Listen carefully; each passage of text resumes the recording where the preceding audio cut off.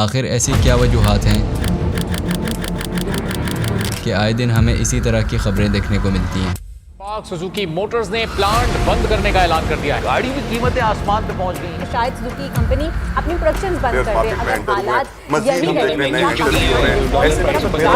पाक Suzuki motor ने अपना प्लांट 22 जून 2023 से 8 जुलाई तक बंद करने का ऐलान कर दिया है। आज हेडलाइंस पे चला रहे ना डिफॉल्ट मैं कब से कह रहा हूँ डिफॉल्ट हो चुकी है।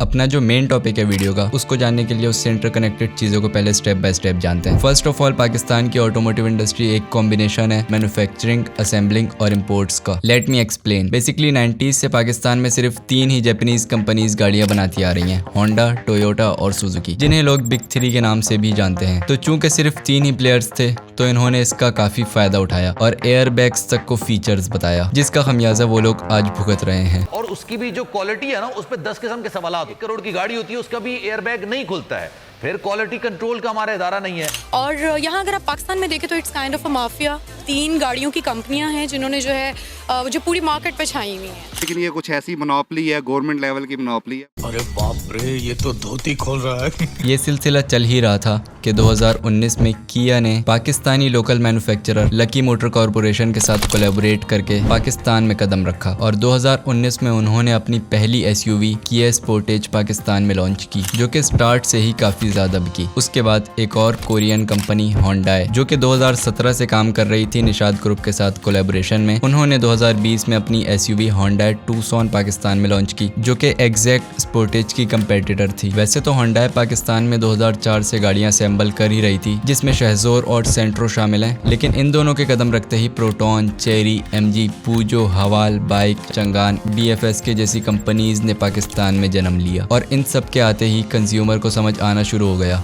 कि फीचर्स और नेसेसिटी में क्या फ़र्क होता है। चूँकि स्टार्ट से कंज्यूमर के पास कोई चॉइस ही नहीं थी उन 3 ब्रांड्स के अलावा, और इसी का फ़ायदा उठाते हुए काफ़ी अरसे उन तीनों ब्रांड्स ने कंज्यूमर को सिर्फ चूना लगा दिया। और जब इतनी सारी कंपनीज अचानक से आ गई तो गाड़ियाँ लॉन्च होने का सिलसिला शुरू हुआ। किया की Sportage, Picanto, Sorento, Stonic, Carnival, Hyundai की Tucson, Elantra, Sonata, Porter, Changan की कारवान, एल्सफिन, ओशान X7, प्रोटॉन की सागा और X70, चेरी की Tigor 4 pro, Tigor 8 pro, MG HS, HS PHEV, ZS, ZS EV, पूजो की 2008, हवाल की Julian H6, bike BJ40 plus, DFS के glory 580 pro और इसी तरह SUV, सेडान, वैन, पिकअप, हर कैटेगरी में गाड़ियों की भरमार हो गई। और ये सारी गाड़ियां 2019 से 2022 के टाइम ड्यूरेशन में लॉन्च हुई। इनफैक्ट कभी 3-4 सालों में पाकिस्तान में इतनी गाड़ियां लॉन्च नहीं हुई होंगी। और सबसे अच्छी बात ये कि तमाम ही कंपनीज को कंज्यूमर की तरफ से ओवरवेल्म्ड रिस्पॉन्स मिला, जो कि मिलना ही था, क्योंकि सिर्फ 3 कंपनीज की एक ही प्रोडक्ट्स देख देख कर आखिरकार कंज्यूमर भी तंग आ चुके थे। और अब पाकिस्तान में 3 की जगह 13 या 14 कंपनीज हो गई थी जो कि अपनी गाड़ियां पाकिस्तान में बेच रही थी। अब इन 13-14 में कुछ जो लोकली ट्रैक्टर मैन्युफैक्चरर और बाइक मैन्युफैक्चरर वगैरह उन्हें शामिल नहीं किया मैंने। तो अब जितनी कंपनीज हैं उनकी कुछ चीज़ें यहाँ मैन्युफैक्चर होती हैं और इंजन्स और कुछ ऐसी चीज़ें जो यहाँ मैन्युफैक्चर नहीं होती वो इम्पोर्ट करके असेंबल होती हैं। ये कंपनी टू कंपनी वेरी करता है कि कौन सी चीज़ें यहाँ पे मैन्युफैक्चर होती हैं और कौन सी चीज़ें इम्पोर्ट की जाती हैं। वैसे ज़्यादातर चीज़ें पाकिस्तान में असेंबल होती हैं। और जहाँ तक बात है इम्पोर्ट की,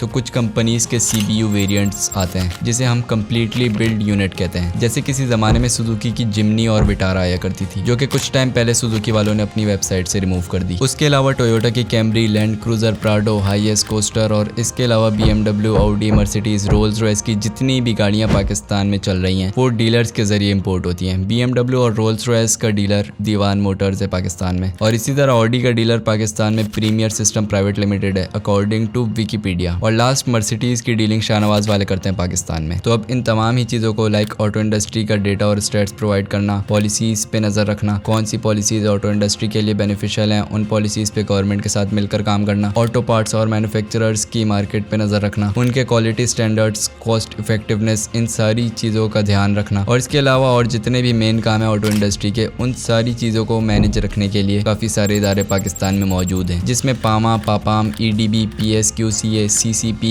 SBP, FBR, FIA, ministries of industries and production और इनके अलावा कुछ और इदारे भी शामिल हैं। मैं हमेशा एक बात कहता हूँ कि पाकिस्तान में इदारों की कोई कमी नहीं है, चाहे आप किसी भी फील्ड में चले जाएं। बस कमी है तो सिर्फ टेक्निकली अपग्रेड होने की है।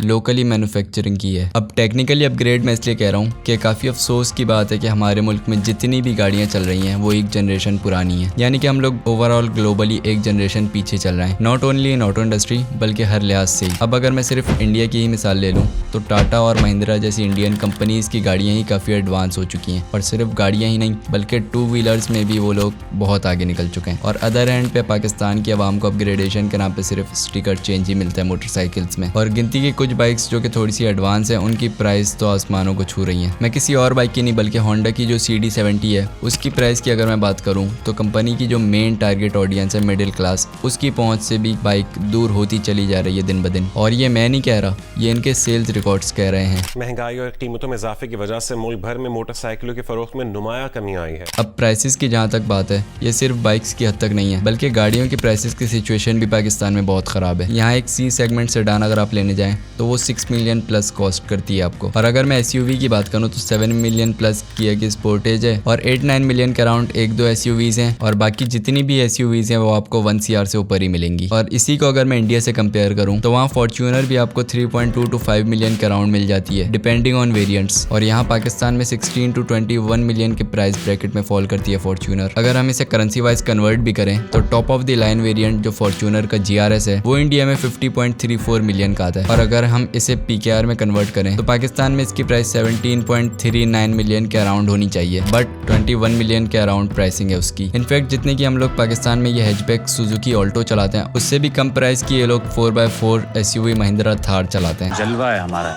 अब इतना ज़्यादा डिफरेंस क्यों है प्राइसेस में, इसके लिए हमें 3-4 चीज़ें समझनी पड़ेंगी। First of all different types of taxes and duties जो कि एक व्हीकल पर लगते हैं। Firstly GST general sales tax, withholding tax, advance income tax, annual token tax, capital value tax, excise duty और रेगुलेटरी ड्यूटी। इनमें से कुछ के रेट्स चेंज होते रहते हैं टाइम टू टाइम जो कि गवर्नमेंट्स करती है। मैं आ जाऊं क्या? अब इन टैक्सेस और ड्यूटीज़ के अलावा सेकेंडली पाकिस्तान की लोकल करेंसी का भी काफ़ी बड़ा हाथ है। अगर हम बात करें मईशत की तो आपको पता है डॉलर कहाँ पहुंच गया है?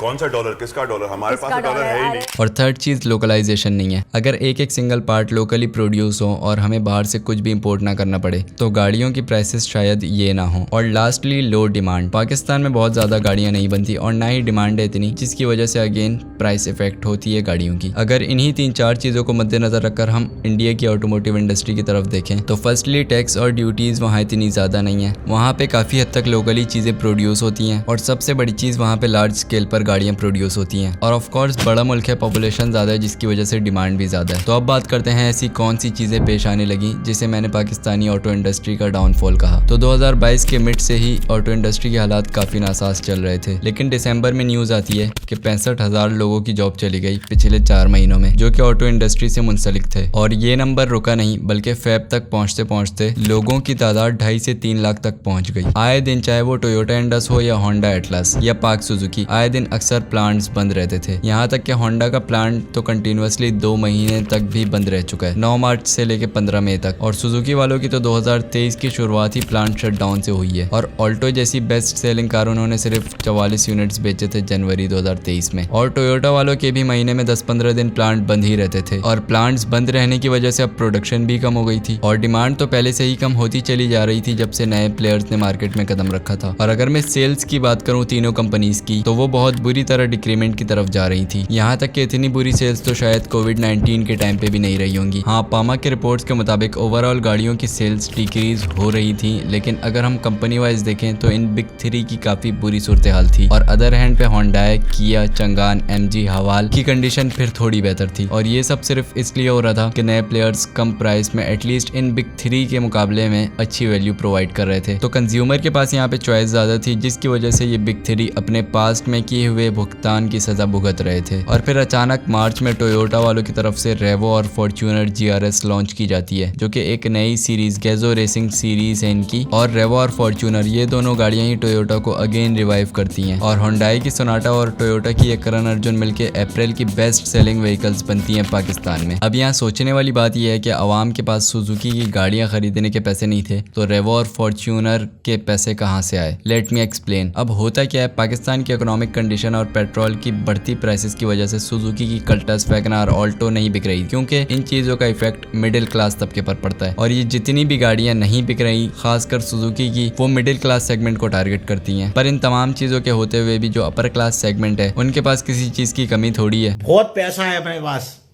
तिजोरियां भर रही हैं, और ना ही इन छोटी मोटी चीज़ों से उनको कोई फ़र्क पड़ता है। और अदर हैंड गाड़ी अब पाकिस्तान में वैसे भी एसेट है, तो बहुत से लोग अपनी पर्सनल यूज़ के लिए नहीं बल्कि as an investment point of view खरीद के रखते हैं और सही वक्त आने पे अच्छे प्रॉफिट के साथ बेच देते हैं। और वैसे भी टोयोटा की गाड़ियाँ भले ही कम बिक रही हों, लेकिन एक तगड़ी ब्रांड वैल्यू तो मेंटेन है। तो हमने डाउनफॉल के दरमियान क्या कुछ हुआ उसकी तो बात कर ली, लेकिन कैसे हुआ और इसके पीछे क्या वजूहात हैं, एक एक करके जानते हैं। सबसे पहली चीज़ जो कि मैंने पहले भी बताई कि पाकिस्तान की इस गिरती हुई इकोनॉमी और बढ़ती हुई गाड़ियों की प्राइसेस पे इस वक्त मिडिल क्लास सेगमेंट गाड़ी अफोर्ड नहीं कर पा रहा, यानी कि आसान अल्फाज में कंज्यूमर के पास परचेजिंग पावर नहीं है। एक तो वजह ये हो गई। अब दूसरी और मेन वजह जो है वो है इम्पोर्ट रिस्ट्रिक्शंस, जिसकी वजह से इन्वेंट्री शॉर्टेज होती है और ये मैन्युफैक्चरर्स प्लांट बंद रखने पर मजबूर होते हैं। बेसिकली होता है कि जितनी भी कंपनीज यहाँ गाड़ियाँ बना रही हैं, उन्हें कुछ रॉ मटेरियल्स की जरूरत पड़ती है गाड़ियों की मैन्युफैक्चरिंग में, जिसे वो ऑब्वियसली बाहर से इम्पोर्ट करते हैं। तो बेसिकली LC ओपन की जाती है स्टेट बैंक ऑफ पाकिस्तान की तरफ से। अब जिन लोगों को LC नहीं पता, LC basically letter of credits को कहा जाता है। ये एक लीगल रिटन डॉक्यूमेंट होता है जो कि बायर और सेलर के दरमियान ट्रस्ट का काम करता है, अगर उनके दरमियान ट्रेडिंग काफी लंबे डिस्टेंस से हो रही है तो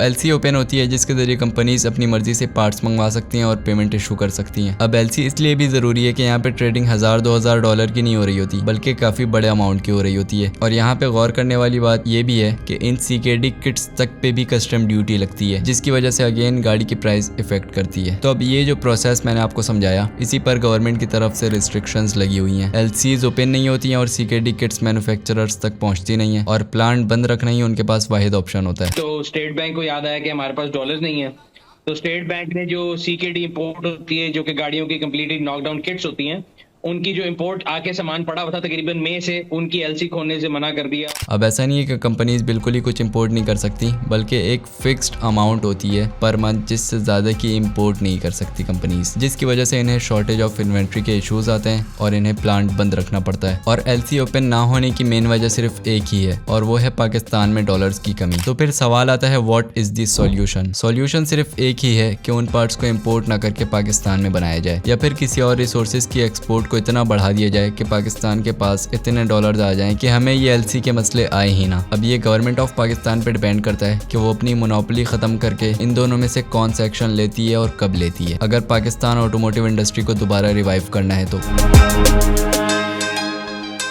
otherwise Pakistan automotive industry seems very dark.